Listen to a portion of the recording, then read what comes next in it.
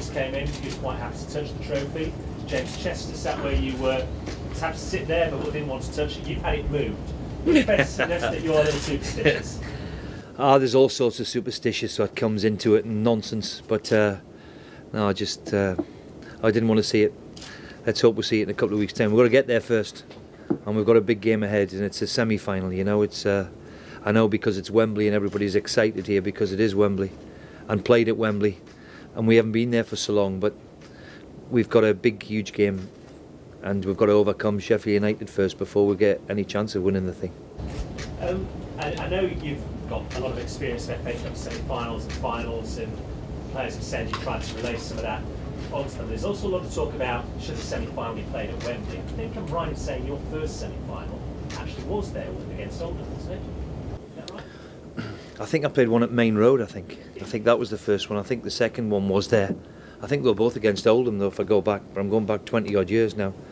But I think we played one at Main Road to start with, I think. But no, I mean, the one thing about it is it's a wonderful occasion. There's no disputing that. It's a fantastic arena, and of course you're going to have traditionalists who say, you know, should we just keep it for the final? I can understand that, and I can understand the other argument too, that, you know, the amount of people who want to see a semi-final in the past couldn't go to see it, especially if the, you know, the big huge support that most of these clubs have now. So it gives the opportunity for everybody to see a semi-final, which is not always the case in the final.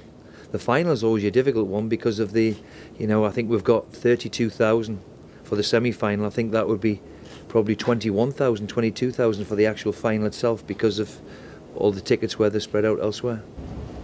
Going into that game against Oldham at Wembley, you were favourites, Manchester United obviously. You find yourself in a very similar position. It doesn't make any difference. In my experience with semi-finals, form, division, all the rest of it goes right out the window.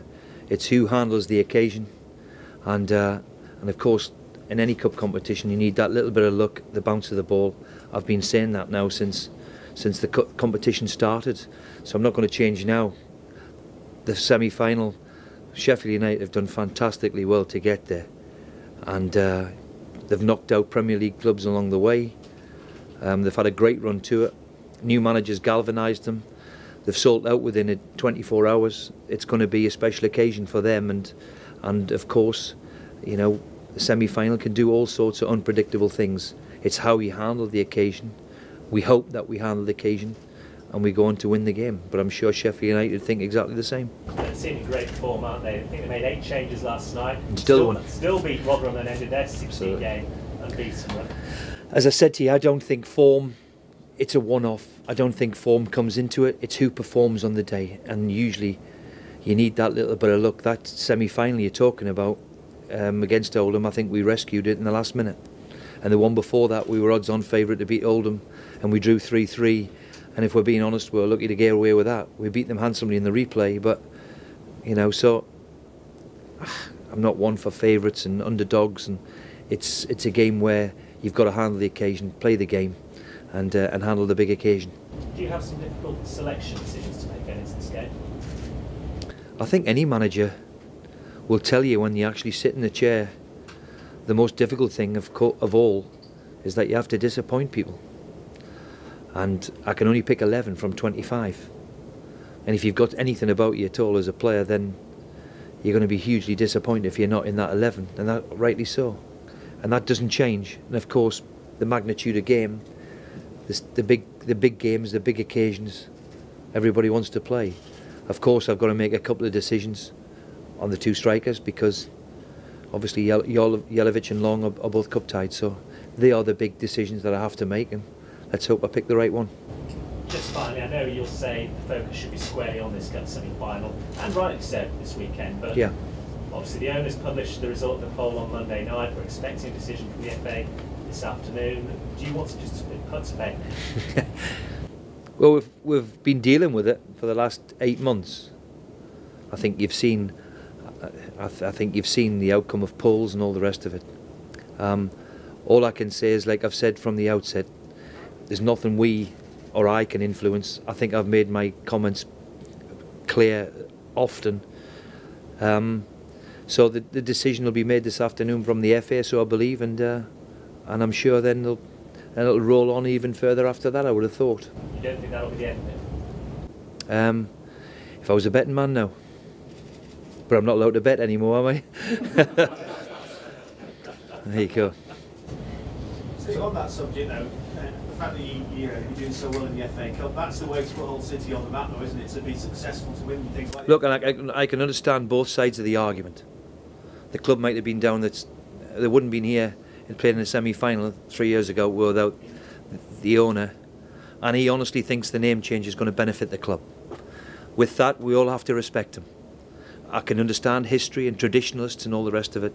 His way forward is he would like the club to be called that. I think if you look at his tenure within 3 years, to go to a semi-final, to be promoted, to get to stay in the Premier League, hopefully for another year, then you know, it's obviously his decision, and of course he's going to have people who back him on that decision and people against it.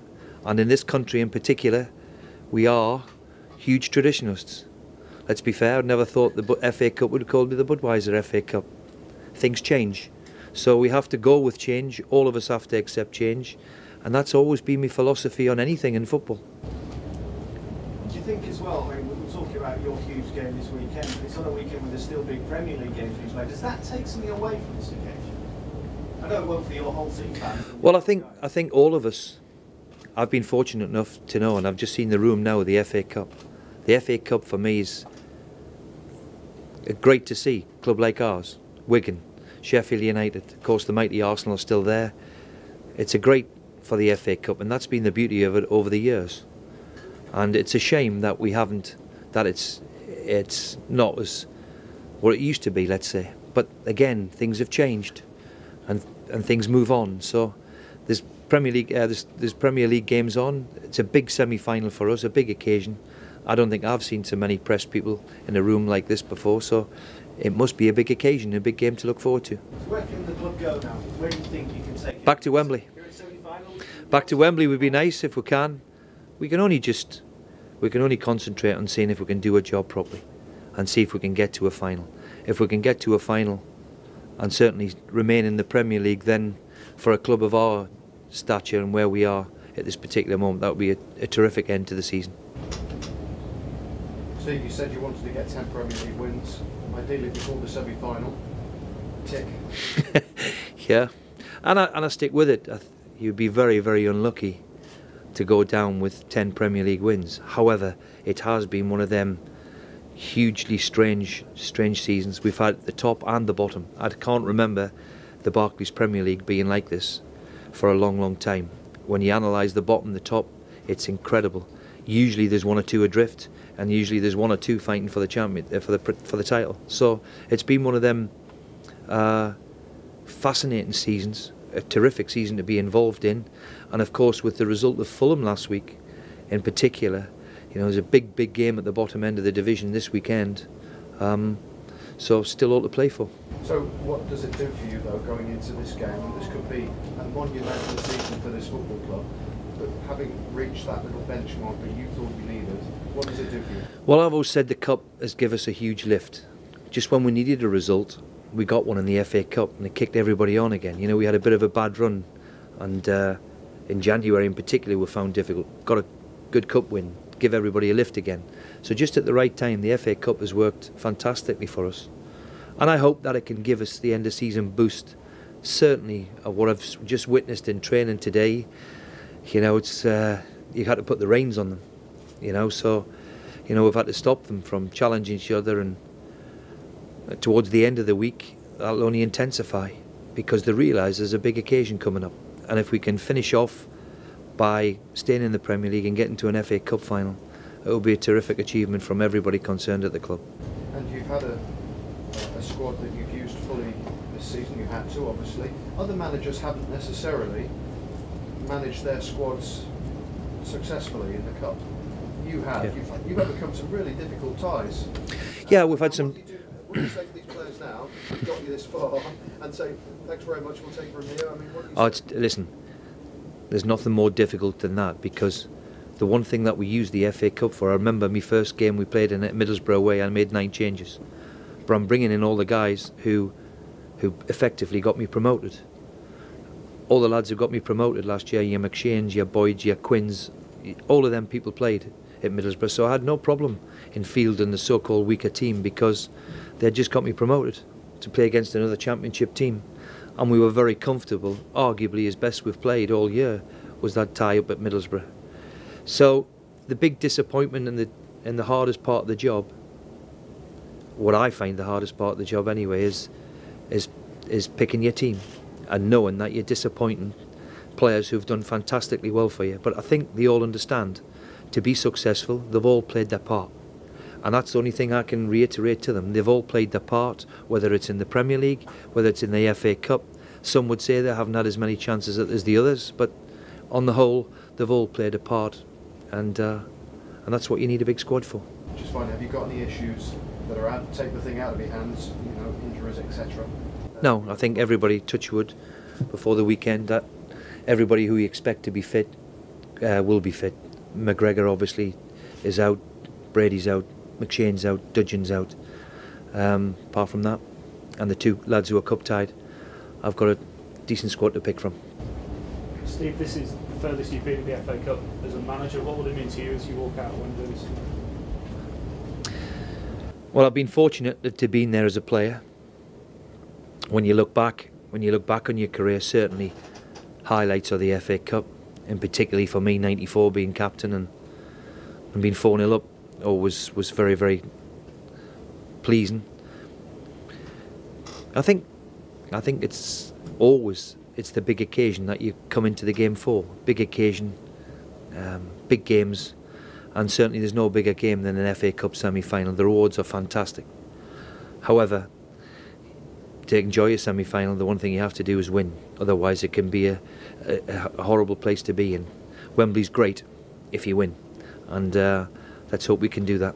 Is it difficult to try and keep that that balance and those emotions in check? Because it is Wembley, everybody wants to play at the home of English football, but at the same time, you know, it's only half the job. Well, the one thing about being a manager is, of course, even being a player. As I say, you can't get lost in all the thing that's around you.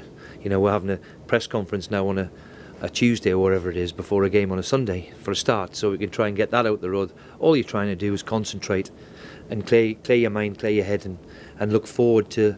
There's plenty of times when I've been knocked out in the third round in a cold January horrible day, so you look back at the big occasion, and as I keep saying, there's no bigger than this. Steve, we've heard from you a few times, you've got a real affinity with the fans and the city here in Hull. What do you think this weekend's going to mean for the fans who are travelling down? Well, I know there's a few tickets left, and I can understand how difficult it is for people to make the trip, but for the thousands and thousands that are going, I'm delighted for them. You know, most footballers, football fans that are associated with, especially this one anyway, of a working class, and they found it tough, especially in Hull over the last few years. Unemployment is high, and it takes a lot for them to just come and spend and get a ticket for a Saturday, let alone go and try and get a weekend out of it. I hope that they can enjoy their weekend. We can only make it a bit special for them if we win the match, and that's what obviously we'd love to do.